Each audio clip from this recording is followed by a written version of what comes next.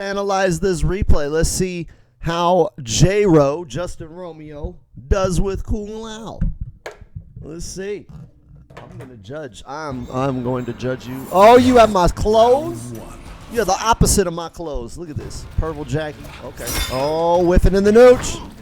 Nice triangle jump. Nice try jump. Oh, careful with those. Oh. Okay. All right. I don't like you using raw orbital hat like that. I don't like that. I know a lot of Laos do that, but I don't like it. Oh, dropping it.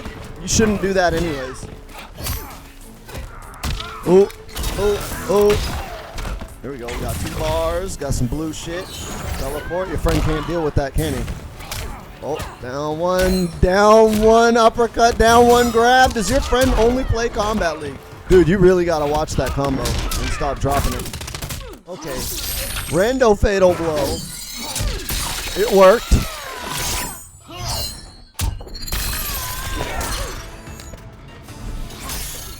You're at this.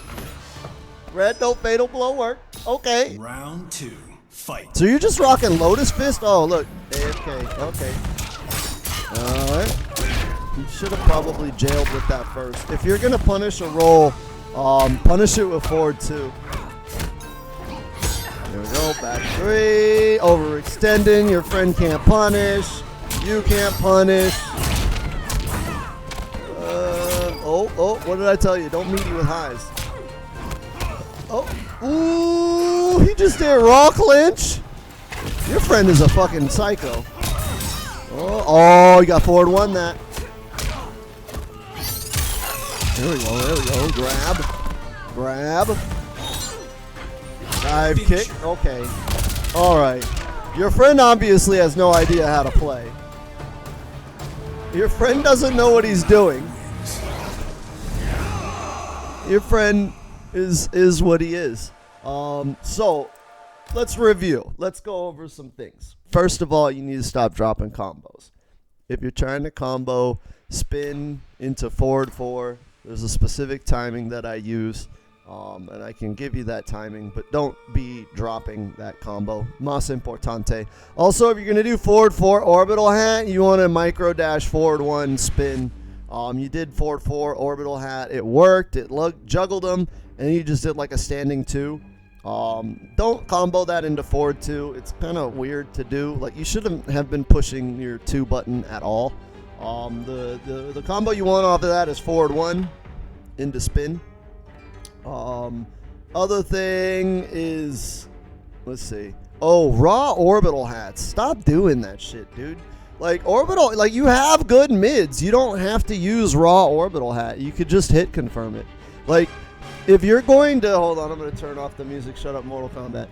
So, like, if you're going to use orbital hat, you don't want to just, like, throw it out there, right? Like, it's expensive. You're spending 2 bars to, like, land a hit.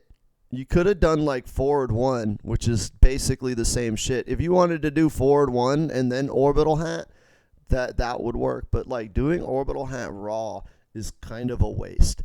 And the reason why is orbital hat is supposed to steal turns, right? That's the whole point after orbital hat is to steal turns. So I did a string, and you think I'm going to stop and stagger again, because Kung Lao is all staggers, right? He doesn't have mix. He's stagger, strike, throw mix, right? Oh, my nose is stuffy. He's all staggers and strike throw mix. So, like, if you're going to go and do a stagger and they think, like, oh, he's going to stagger here, I'm going to interrupt the stagger. You use orbital hat to, like, stop them from interrupting your stagger. And then that's what you should be using it for, to keep your unsafe string safe and to steal a turn if your opponent's going to call out your stagger. Otherwise, you shouldn't be doing raw orbital hat, because you have, like, faster mids, right? Or you have, like, decent enough mids to make that work without having to do orbital hat. So if I pull up my Lotus Fist here, I can show you the actual frame data of the move and show you why that's not a very good idea. It's just like orbital hat's fast, but you have better things that are cheaper, right? So you look at orbital hat and it starts up in 13 frames, and you look at forward 1 and that starts up in 10 frames. So like this kind of has the same range. That and that have kind of the same range, but here's the deal. This doesn't cost meter and it's faster. So like if you wanted to do the same shit you did, you could do this, right? You could do that. Wait, hold on. My hands are like really cold. Right? You could do that.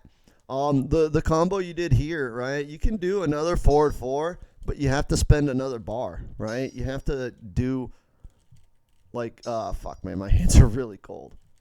Right? You have to do like the meter burn spin. It ends up being 2 bars. You can get the regular spin, but it's like kind of tricky. Like, hold on. My hands are really freezing. So like you could get regular spin off of this. I'm going to turn the music back on because it's a little quiet. Right? You can get regular spin off of this. But you see how like it sometimes whiffs? So like to get it consistently, you have to do the amplified spin. But if you do that, now you're looking at like 3 bars, right? Looking at 3 bars. Hold on, let me show you the combo. I am so fucking cold right now. Like my hands feel like fucking bricks. Right? So for 3 bars, you get 386, almost 40%. It's good damage, but like now you have to wait like almost 20 seconds before you have a full stick of butter again. So like you've done that much damage, and now we have to wait this long before we get our bar back.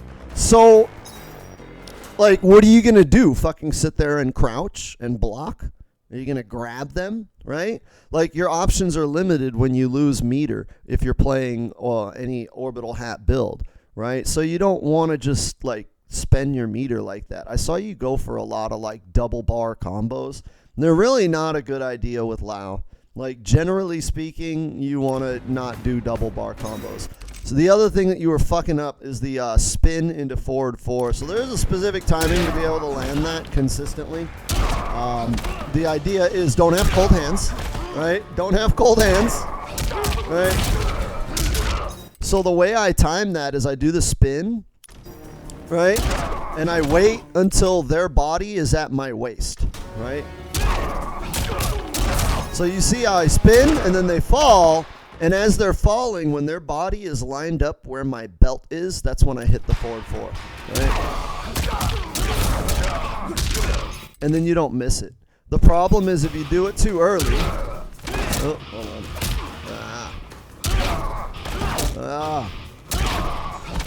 It'll whiff, right? If you do it too early, it'll wow. Hold on, let me not fuck it up, right? You do it too early, and it'll whiff. If you do it too late, obviously, it's gonna whiff. The timing, you want to watch their body fall. Wait until they're about where your waist is, and then you do the forward 4. It's a pretty easy combo, but it has a tricky timing if you're not used to it. Like as you see, like when I'm trying to fuck it up, I'm still landing it just because that's where my muscle memory is. But those are the key takeaways from your match that I would recommend you look into is work on your combos, work on your meter management so you're not just blowing all of your resources really, really quick and then having nothing to sit on. But other than that, you were all right. You played pretty solid. Oh, the other thing.